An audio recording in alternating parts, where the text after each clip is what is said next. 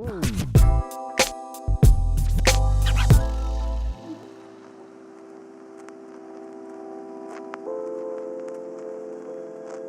but Passive House originated in Germany, right? The concept of Passive House originated in Germany, is that correct? Well, the original concept was the super insulated homes of the 70s and 80s here in the US.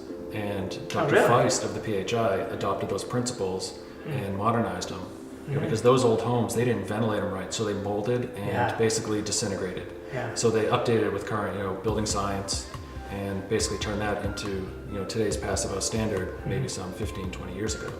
So they've been doing it for years, and they have 20,000 projects in Europe already, 2,000 of which are already certified. So it actually started here and then it took off in Europe. Yes. While we were Because molding and riding our houses away here. Yeah, because right, the energy crisis hit, and then energy got cheap again, and Americans were like, oh, we'll just, put in plasma screen TVs and pretend that, insulation is exactly, we don't need insulation. Right. Yeah. And so...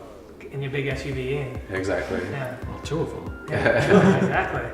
Yeah. Well, which kind of leads us, because to the buyers of our Passive House that we have here, they're a diverse couple, and they one's from Europe, and I think it kind of bodes well that we have an interesting, unique appreciation for it. And I've seen these buyers up their game as far as knowledge on Passive House and do the research, and I appreciate the fact that we're not just selling a home, we're selling to someone who actually understands it and wants to know more about what they're buying in a Passive House and understand why they're buying the Passive House, as opposed to somebody who just wants a cool house in a good neighborhood that's going to be cheap to live in. That was kind of like the worst thing I was envisioning happening.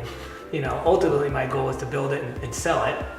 That's my model. But to build and sell it to the right person in the right couple, I think was kind of important. So, which leads us to our conversation about our buyers. Cut.